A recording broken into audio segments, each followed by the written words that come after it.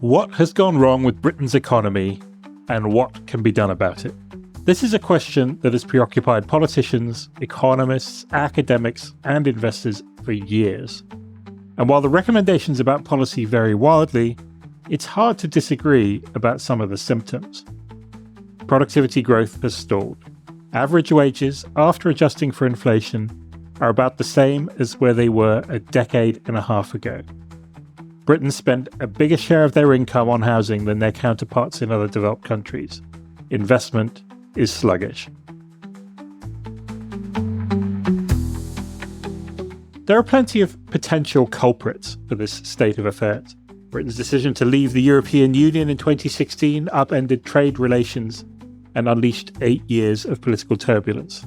Before that, the financial crisis of 2008 blew up Britain's economic model and left deep economic scars. Going back further, Britain has grappled with high levels of inequality since Margaret Thatcher was Prime Minister in the 1980s. The country has a new government from the Labour Party, which has pledged to revive growth and address these issues. But given the economic and geopolitical constraints, what can it do? That's the question we're going to tackle this week on The Big View. It's what we do every day at Reuters Breaking Views. We tap our best sources around the world to tackle the biggest questions in economics, business, and finance. I'm your host, Peter Thalassen.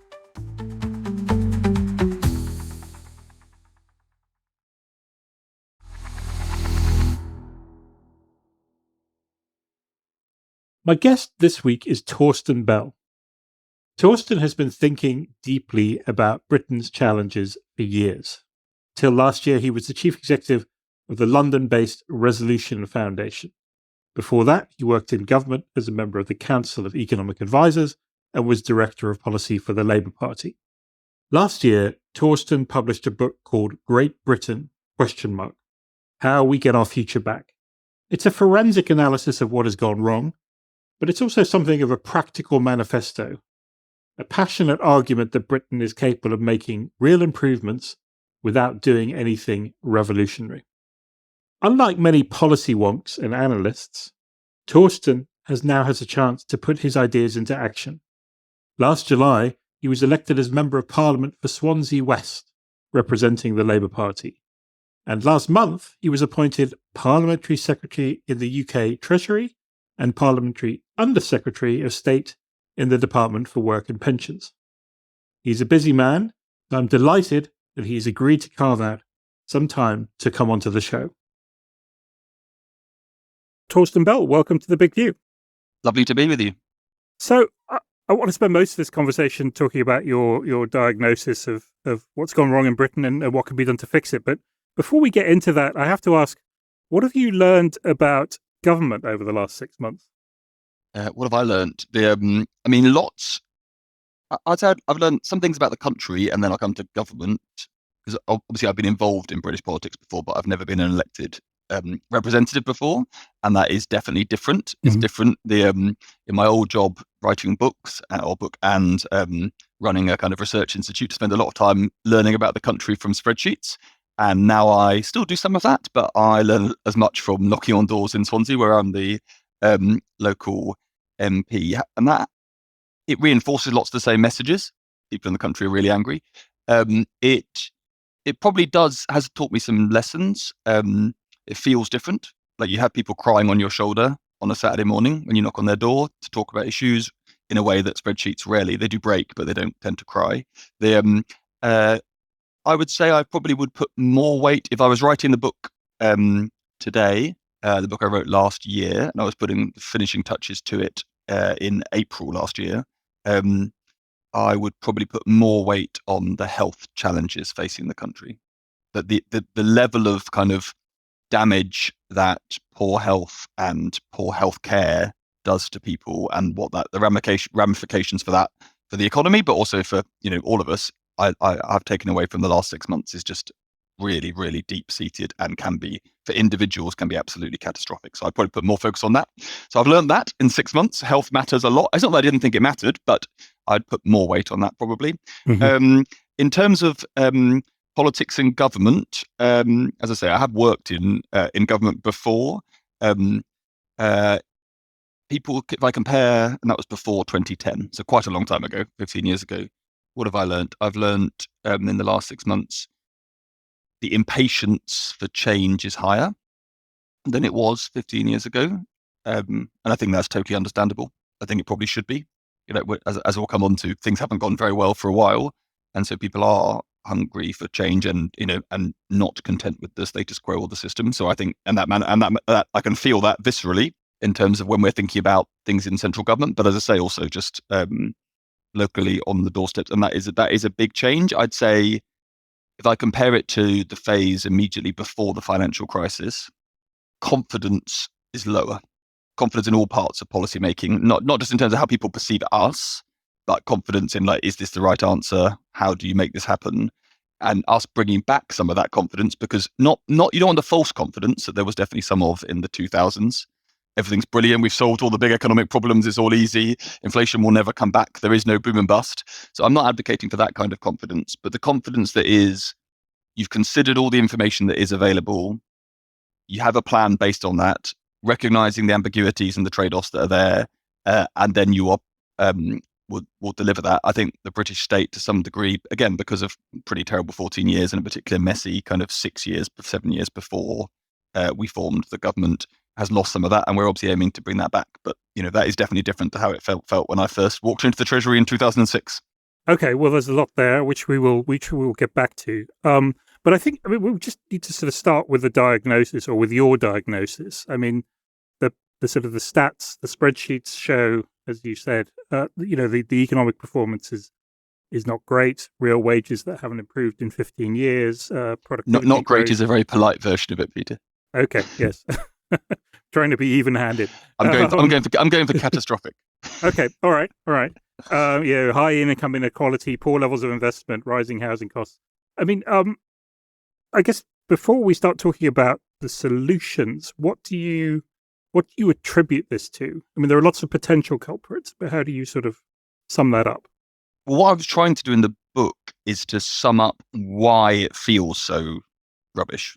Like, why do people feel like Britain's not working? And obviously, there's lots of bits of that, but the book is trying to say it's not culture wars that are the reason why Britain feels rubbish. Actually, despite some people wanting to focus on that, and definitely in the media, some people want to focus on that, and some people in politics, actually, the British people aren't that divided on culture war issues. Obviously, there's some particularly totemic ones, but generally, basically, we're not divided because the liberal side of the argument has basically won on almost all issues. If you look at attitudes towards race or gender or sexuality, they've been completely transformed since I left school. Huge, even in the last 10 years, just huge changes in public attitudes in one direction.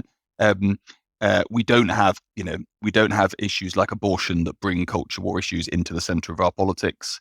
So those are not the issues. And I know some people who kind of spend their time focusing on US politics tend to assume everything's the same here, but it just isn't on culture war issues. Mm-hmm. So the reason most people, and I did a survey for the book asking them how many people thought Great Britain was doing great, and the answer is basically nobody thinks that things are going great, whether they vote Labour, Tory, whether they're rich, poor, everyone thinks things are not going great. Mm-hmm. And so the book is saying, look, underneath that there is economic problems. That's the underlying reason why it doesn't feel like things are going brilliantly. And under that, there's loads of little things, but the book is encouraging us to focus on the big picture of what's going on. The diagnosis, as you say, is basically we've been living with high inequality since the 1980s. That's when Britain went from being what would now look like a Scandinavian country by levels of inequality to looking not all the way to the US, but like at least mid-Atlantic in our levels of inequality.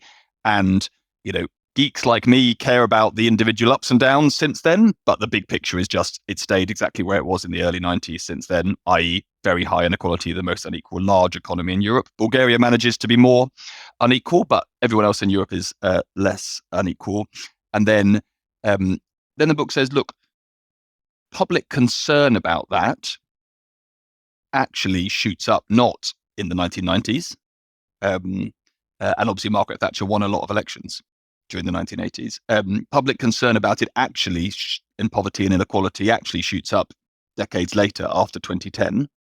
And that's because the second big feature we have to hold in our heads about the British problem is the stagnation post-financial crisis. And I'm sure we'll come on to this a bit, but lots of countries have seen, advanced economies that is, have seen slower growth since the financial crisis. But Britain is the winner for how much slower. And I think the wage statistic you mentioned is the most important one for us to hold in our heads. Like if you'd said to me in 2008, 2009, we'd get to the 2020s and wages in Britain wouldn't have grown at all, I'd have said it was impossible, but we have managed it. And that underpins everything about people's sense of optimism, people's sense of why the country is not working for them.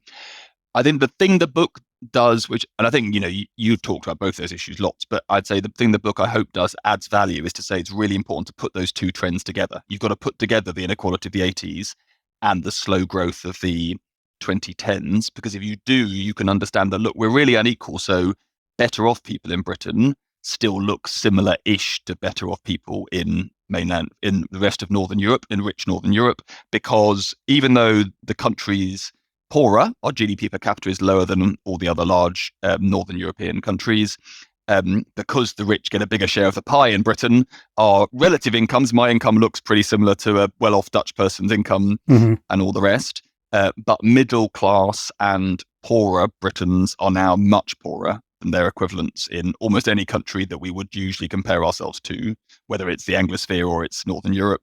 One thing I always focus on is if you just compare a poor household in Britain to a poor household in France or Germany, then the French and German households are now 27% richer than their equivalents in the UK. That is £4,000 a year. That's enough to give you an indication of why you've got food banks all over Britain. And that's a bit of a challenge for the left to think about that, and to care about growth as well as to care about inequality. Hopefully, it's also a bit of an encouragement for those on the right to also think: is this as do I want the country to be this unequal? But so both, and I call that the toxic combination of the low growth and the high inequality.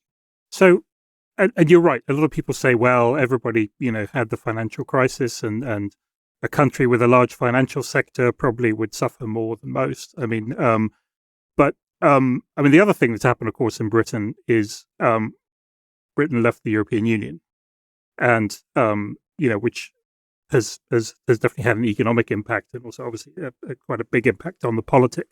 But just in terms of when you're thinking about this, how important is that in the sort of the problems that you're putting your finger on?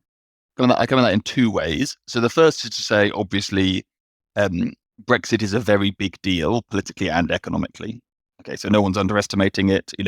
I haven't got my own estimates, but the consensus of economic estimates would be you're about 4% of GDP lower in the long term. There are disagreements about exactly how much of that has already come through, but that's the facts. And this government is very clear about that. Obviously, and every business you interview will tell you that. I think one danger from me saying those facts to you is some people then take that argument and it gets them into a kind of fatalism, which them saying, well, look, the only thing that matters is that. And I think that is the wrong conclusion for two reasons. One, because it's not like Britain was going brilliantly in 2016. Even if you voted for reform, you should probably pay some attention to why people didn't all vote with you. As I say, the slowdown in productivity definitely starts before that, and the lower levels of productivity exist well before that. And secondly, the inequality was there long before that too. I also think just if you put that in quantitative terms, it doesn't make any sense to say it's all about Brexit, because if you look at, you just take the productivity gap between us and the average of the US, France, and Germany. Okay, it's about 18% now. It's not 4%; it's 18%. So there's whatever you think about the relationship with the European Union, and obviously our position as a government is that we should have a closer relationship. That the nature of the trade deal we have is not working. But whatever, even if you don't agree with me that at all, there's loads of other stuff to go at. That means we shouldn't be thinking it's just that or nothing. The gap is much bigger than Brexit can explain all of. Yeah. Okay. So we can talk about specific ideas in a minute, but first, just to start with the overarching idea behind what you're sort of recommending, which is something you call radical incrementalism. So can you explain what that means? You're sounding very skeptical there, Peter. I'm looking for more enthusiasm. I'm looking for you marching on the streets saying, what do we need? Radical incrementalism. When do we need it? Now. I'm a skeptical journalist, but explain it. So what I'm trying to say in the book is it's just how we think about turning Britain around. That is what that's arguing about. And it is. I mean, I'm relatively new to politics in the elected fashion, but there is a lot of pressure for politicians to say things haven't gone very well, and you've got to do one big and bold thing to sort it out, right? And people on the left and the right both say that. Sometimes they say things like "go big or go home." There's no point doing anything unless we can do something massive, and they usually mean one thing. So they literally mean a silver bullet, and I think that is a bad way to think about it. Partly, I always say this when I'm doing events and someone says to me, "Oh, why don't you just do this one big thing, a UBI or something, and it'll sort everything out?" And I say, and then they universal say, basic income, right? Yeah. Yes, thank you. Lucky you can tell you're the person translating. And I always say to them, "Go big or go home" is basically what Liz Truss said. Right? She rightly said, the country's had rubbish growth under this Conservative government so far, so something big must be done. And then she said, I don't need to think about whether I'm doing the right or wrong thing. It's just a big thing. I'm going to slash taxes. I'm not going to care about how to deliver that. I'm going to undermine as many institutions as possible, and then I'm going to resign 40 days later. Right? So that is a bad way, even if that feels satisfying, because you don't have to think about the complexity of the world. You don't have to think about whether your policy is right or wrong.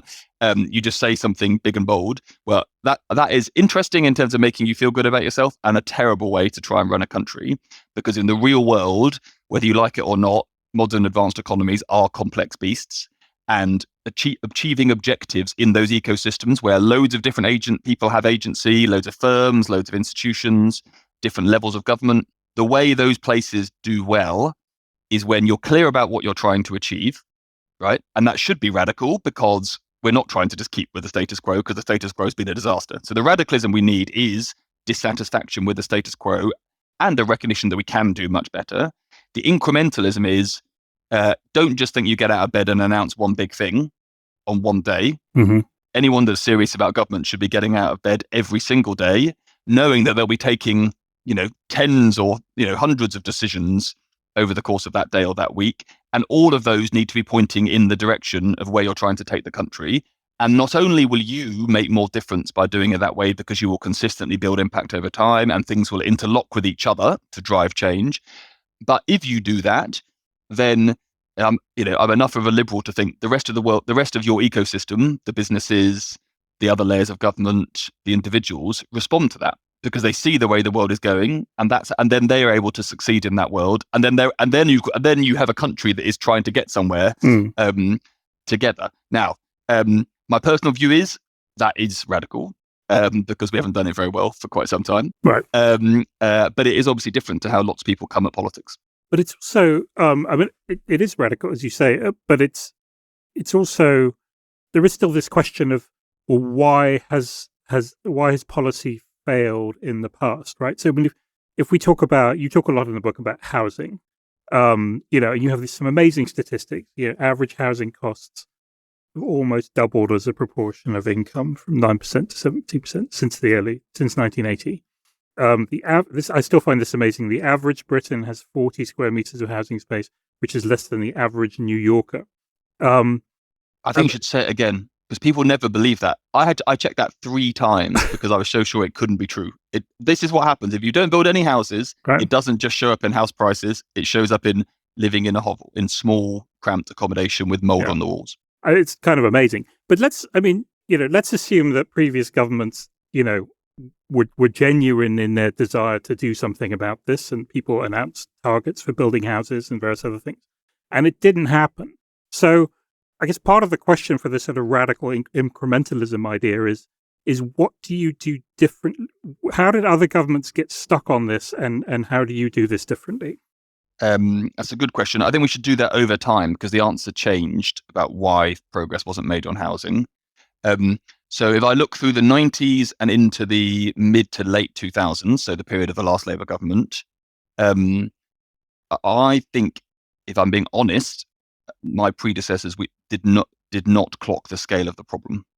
And I think I'll give you a reason why that happened. And there's a lesson here actually for policymakers and social scientists and journalists, which is always look below the averages. Okay. So youth home ownership in Britain starts falling in 1989. Okay, it's a long time ago.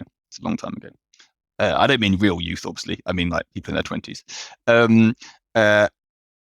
British politics wakes up to there being a big change happening in housing, not in 1989, but in 2005. It basically, before it starts bubbling up as a real political issue, it takes nearly 2 decades, a decade and a half. Now, why does that happen?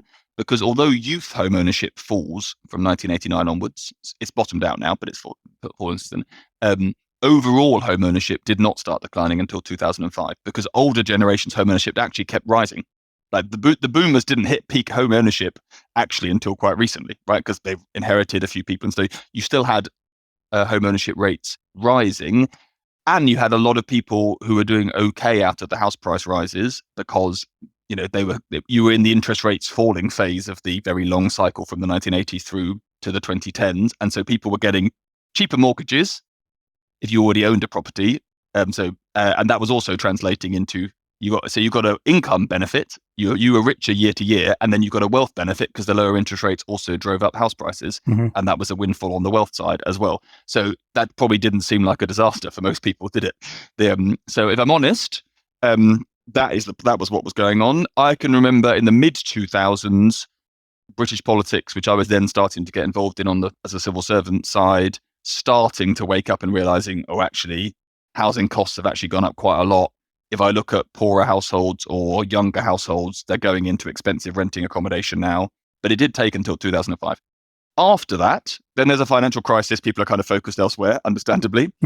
For the Conservative government, I would say two things happen that make it difficult. One is they do recognize the falling home ownership part of the housing problem. Okay. And that does lead to some policy change, mainly through kind of subsidizing home ownership in various ways. I think they don't, and they kind of get that in the long term, you do need to build some houses. So they say that. But because they're only focused on the home ownership bit, which short term, it's a very long game to go from building to home ownership, whereas it's a shorter game to go from, I will give you some money to help you buy a house today. So really, they don't focus hugely on it. And it just becomes really clear. So David Cameron, not massively interested anyway, I don't think. After 2015, Boris and others, and Theresa May, I think, are interested in doing it, and Rishi Sunak, but they are totally not prepared to tell their backbenchers to stop opposing anything being built. Now, partly that's because in any given part of the country, it is a bit of a hassle to have stuff built. Right. So all of us as elected representatives get lobbied against any particular development taking place. And that's completely understandable. Like if you're a local resident and the people want to build on the field next to your house, you're going to lobby your local MP. I'm not judging people for doing that. But Conservative MPs in no way saw it as their job to take the view of the country as a whole rather than the view of the one person that happened to come and speak to them. And they defeated every single measure by some Conservative ministers to make it happen. The most famous caving was Michael Gove saying it was going to be a big radical change to introduce some housing targets that would actually be binding on councils so they couldn't get out of building. And then at the first sign of kind of opposition from Conservative MPs, Theresa Villiers is like the famous example in North London, just completely giving up. And Rishi Sunak saying to Michael Gove, no, it is going to dump all this. And so I think politics is part of the problem. That people were not prepared to say, I know you don't like this today, but it's what the country needs. And that's what we've got to do.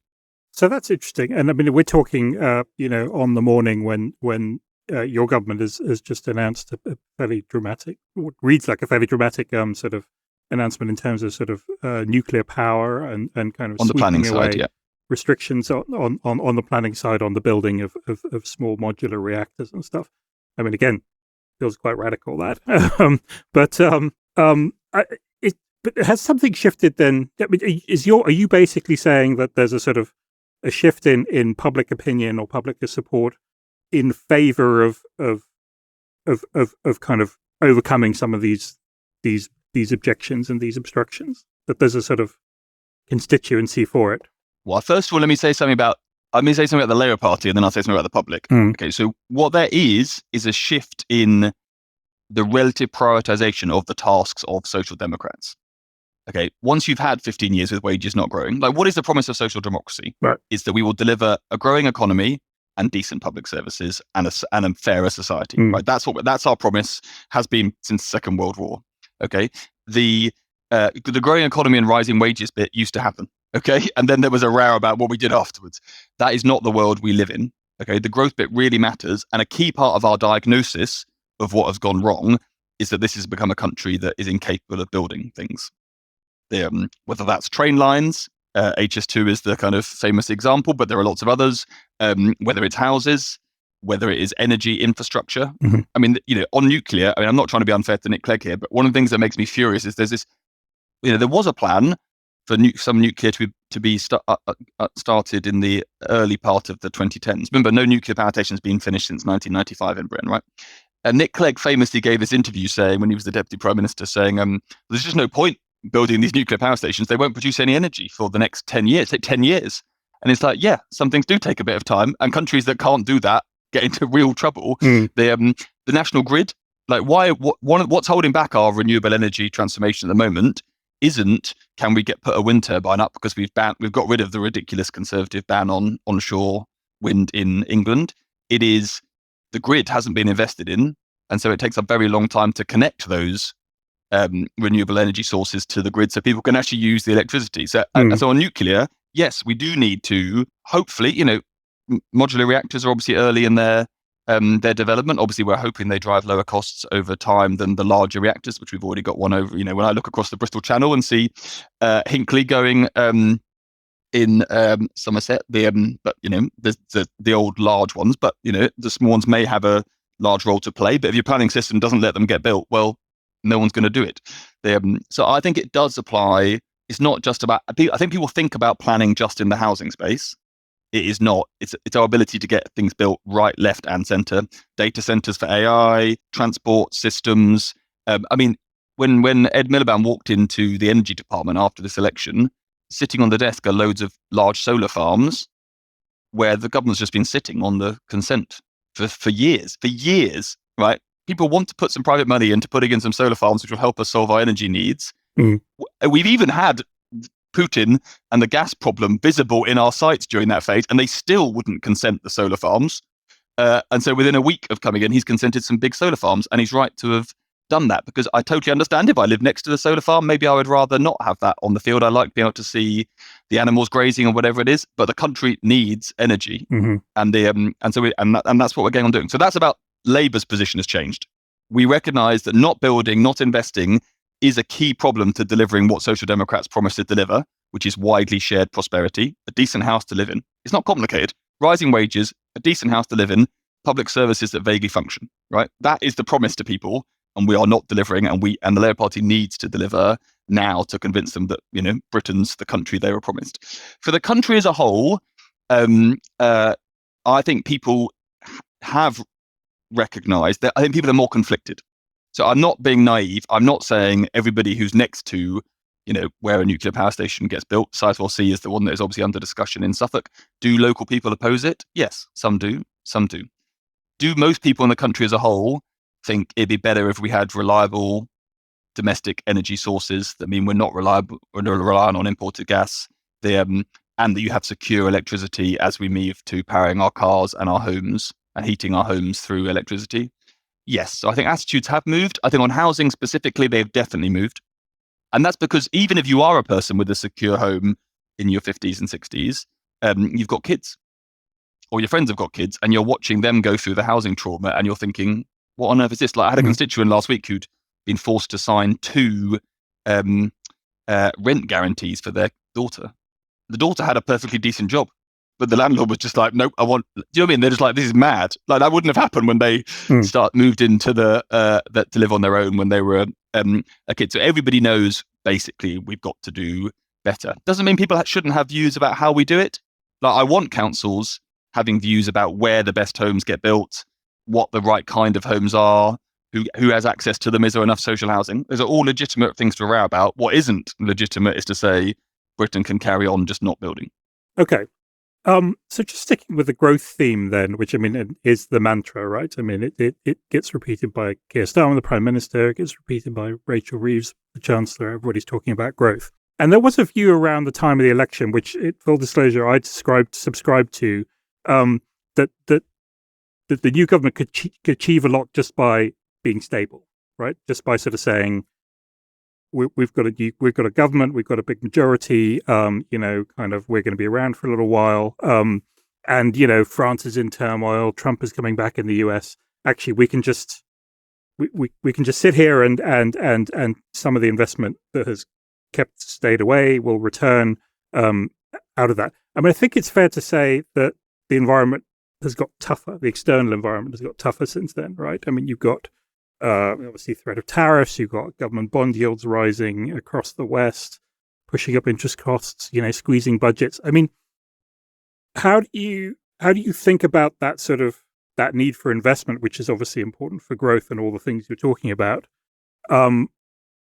while also sort of dealing with the constraints on the public finances? That's a big question. So I think you were right in your previous phase, and you're right now in the sense that I think stability is really important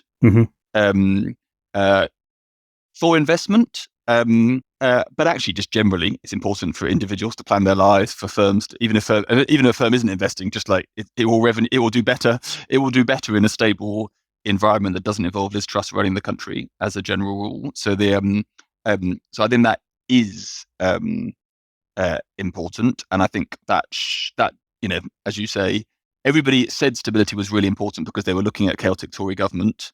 And now they're looking at a Labour government with a large majority. Nobody mentions the stability bit. I mean, I have hilarious conversations with journalists who've kind of forgotten. They're like, oh, I won't name her, but a journalist I bumped into the other day, she said, oh, I just really miss I miss the kind of Rishi, Truss, Boris days, because there was just some mad news every day, and it was just great. And I'm like, well, that's interesting. Start writing about some policy, because that's what this government's doing. We've got a large majority and we're going to deliver some policy change day after day. So write about planning policy and don't expect some kind of crazy gossip to happen every day. We're not going to be churning through ministers and all the rest. But I understand, like, everyone's basing their view on like, what's the thing happening now? The second thing is, I mean, which is why I wrote the book, I never thought stability on its own was enough. I think it actually says that in the book, but like it is never enough. That is partly, as I say, you can be stable but not investing and building anything. You can be stable, you can be, because you're blocking anything being built, and the country's in stasis, and that isn't the phase we need to be in. And stability on its own won't get you inequality down, and stability on its own won't deliver you, it won't deliver you a net zero transition. It won't deliver you big changes. What it will deliver you is people having, it's like the minimum. Will anyone consider investing in this environment because they can understand it? Yes, but they need more than that. I'll give you, like, concretely, here's how I think about the investment challenge. Our job is to make sure, and some of this is directly under our control, right? So there's like public investment. At the budget in the autumn, the Chancellor set out a big change on how we think about public investment. People probably don't care about the kind of details of the fiscal rules, but what it means is 100 billion extra public investment over this 5-year period. So it's material. And if we maintain that level, about 2.6% of GDP, you'll be maintaining the highest level of public investment since the 1970s. So it's a big change on the public side. That does matter, because we have been a complete outlier in terms of levels of public investment in Britain for decades. I mean, everyone, again, we all love Ken Clarke now because he's a nice, fun guy with, comfy shoes and a cigar who's fun to talk to. But everyone forgets, the 1990s, the Treasury under Ken Clarke basically got close to zero public investment. Right, the depreciation was more than everyone says, oh, it's amazing. Why was British Rail so rubbish? And it's like, we didn't invest in anything. Right. There was no public investment in anything through the 90s. And this thing takes time. And we had all these clever ideas about, oh, it's because we're sweating our assets really effectively. And it's like, no, we weren't. We were just living off someone else's past investment and running them down. So we had put that right. So that we've done that. So stability doesn't do that. Decision making is what has done that. On the private side, it's obviously a more complicated ecosystem question where public policy matters, but lots of other things matter as well. I think the relative stability of the UK, I'm not going to start talking about specific other countries, but compared to lots of the world, I think is a big bonus. I hear when I'm talking to chief execs, Even people in the might not like every single individual policy we've done, but there is a stable government. It will be here for the full term, able to deliver decision making, able to deliver votes in Parliament, and they do understand that. But I think about it as our job, if we want to move Britain from being a country that lives off its past to being a country that invests in its future, which is what we've got to do. Like you don't have to be an economist to understand that a good chunk of growth, not all of it, but a good chunk of growth does come from the capital stock growing, and we haven't been doing that. That's what investment means. Remember, all of the productivity gap with France is explained by us having a smaller capital stock than them, right? That's not true with Germany and the US, but with France, it's all lower capital levels from lower levels of investment over decades. And even on the, given that lots of the investment nowadays is in intangibles and is in buildings where innovation happens, like it's not a kind of innovation versus capital deepening. Both grow together, and we haven't been investing in either anywhere near enough. So what do we need to do? Well, we need to give business the stability. We need to then help provide a clear pipeline of projects, which is encouraging businesses to want to do it, facilitating that. That's what our industrial strategy is about. Planning reform of the kind you've mentioned right the way across, it's about the regulated sectors. So think about water. So one of my favorite facts in the book is that we haven't built a reservoir in Britain since 1992, right? 30 years, a period in which the population has grown by 10 million. What did Rachel say in her speech a few weeks ago? That we would give the go-ahead to 9 new reservoirs being built. Okay. Now, at one level, if you went back to most of the 20th century and said to people it was a big deal that the government was going to let some reservoirs get built, they'd have been like, well, that's boring. That happens every year. But we haven't done it for 3 decades, and we are doing it. So making sure you've got this pipeline of investments, some of them in the public, some of them in the private, some of them in the regulated sectors, is really important so people can see what they'd be investing in. And then we also do need to think about the finance provision to make that the pipeline of finance to make those investments actually happen. And we're a country with a large current account deficit, so that's not all going to be externally financed. You need to think about where the domestic sources of that financing are as well. And that's where lots of my day job in terms of pension reforms come in. Big picture. I promise not to bore you with all the weeds, but big picture, what are we aiming to achieve? A smaller number of very large pension funds who are able to invest in a different range of assets, not just kind of put all their money into either bonds or equity trackers, basically, lots of which will be globally focused, but instead getting on with infrastructure and unlisted markets and private equity investments. Those will deliver 2 things. One, in time, I'm confident, higher growth rates for the country as a whole, but also higher rates of return for their savers, because those bigger funds will have the scale to take the risks of those wider kinds of investment. And that's what we see in Australia. It's what we see in Canada. And if I'm honest, it's completely mad that we've left our pension industry. Like, for 20 years, we basically thought about our pension industry as a micro. All that matters is, have we managed to get savings rates up? Now, that was big and important, right? Because savings rates went to 0 for lots of people in the 2000s and the 1990s. And we have got more people to be saving. But we didn't think about the pensions industry as the underpinning financial plumbing of British capitalism. Because remember, in Britain, pensions basically are the only large domestic source of capital. There's not enough really rich people. So pensions is where it's at. We've got the third biggest pensions system in the world, worth trillions of pounds, and it really matters how that operates. Yeah, I would love to talk more about pensions in more detail at some point, but we're a bit short of time. Another time. Everyone's turning it off, Peter, when you say that. No. Everyone's like, that's enough of that podcast. They started talking about pensions. Our listeners are very interested in pensions, I guarantee you. Good. Okay, good. But I want to just finish up by talking a bit about the sort of the politics of all of this, because you've talked a bit. You talked about playing the long game. You said, well, it's mad that Nick Clegg was saying, if the nuclear power station won't work for 10 years. There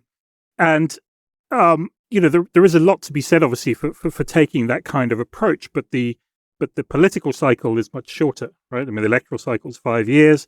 The life expectancy of British prime ministers in recent years has been even shorter than that. I think the last British prime minister to win a majority and complete his term was Tony Blair in 2001. So, I guess, how do you think about How do you sort of get the idea across to people that stuff is happening, that will make their lives better, even if they don't necessarily see it immediately? That is an excellent question, and I spent a lot of time thinking about that. My view is that people do need to see actual concrete change. So it's not just, oh, I promise you there'll be a nuclear power station in 20 years. That is not enough. So I mean, in concrete terms, look, what will our government be judged on? Do we get wages growing again? And has the NHS turned the corner and started to improve? Right. And that's because people do, because that's people's lived experience every day. And I think a lot of the way you phrase that question, I hear people saying that, and it comes out of their like arguments about what just happened in the US. People say to me, oh, they say, oh, look, I was an economist, and this economist told me that wages in the US were growing faster than Europe. So why wouldn't they have voted for the incumbent? Okay, and they say, and also they say, oh, and he got some factories being built in the Midwest, at a greater rate than they had been, and those things are true. Mm-hmm. Wages in the US were growing faster than in Europe, and it is true that investment in manufacturing plants rose in recent years in the US. Mm-hmm. But so some people say, so those things were happening and people still voted for change. So, it's all about the comms, not about the delivery. I think that is a terrible conclusion from the US experience.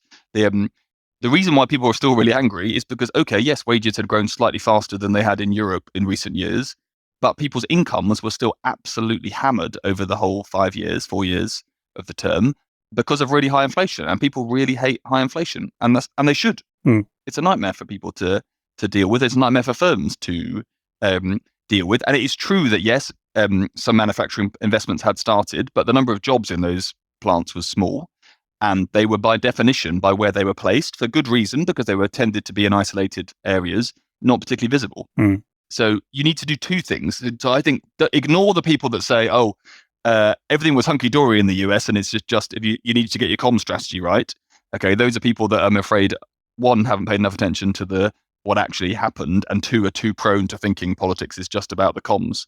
The communications is really important in politics, but that will only work if the substance has actually started to change. So we do need to have the NHS. We need to see waiting lists coming down. People need to know they can go into their A&E. They need to be able to see their GP. This stuff really matters.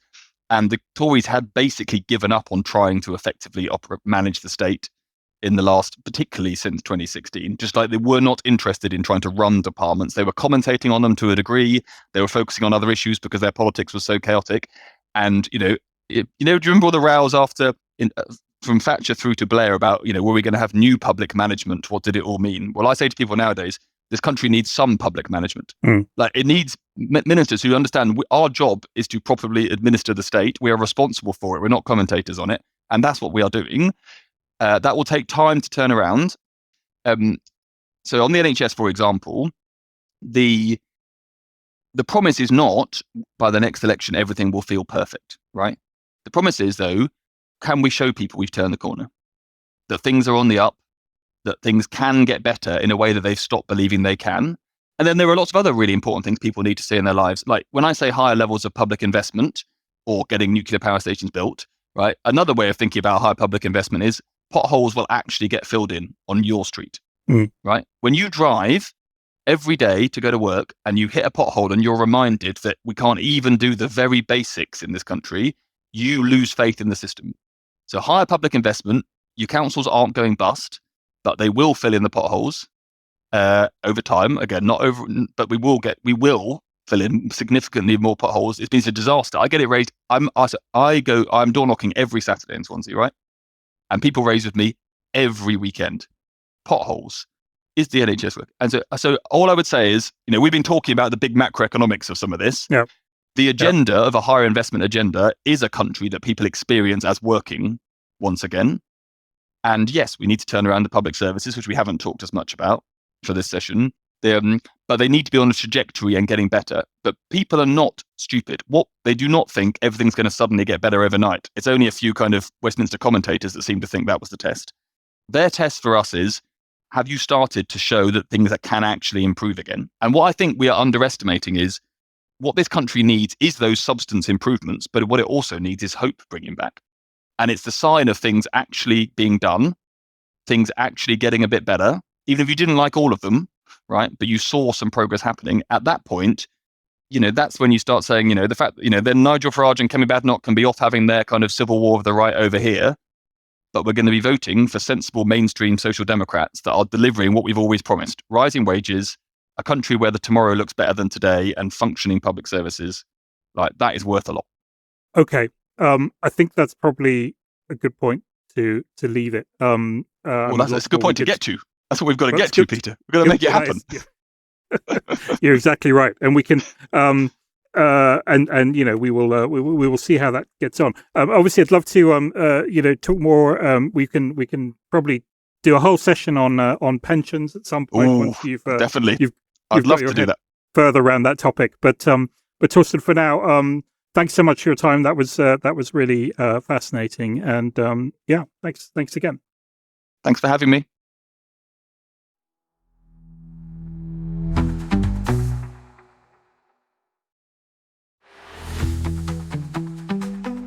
That's all we have time for this week. This podcast was produced by Oliver Tasich in London. You can listen to a new episode of The Big View every Tuesday on the Reuters app or your favourite platform. Don't forget to tune in to our sister podcast, The Viewsroom, every Thursday, as well as other podcasts from the Reuters team. If you liked what you heard, please follow The Big View and let us know what you thought. And check out our views on the biggest stories in business and finance every day at breakingviews.com and reuters.com.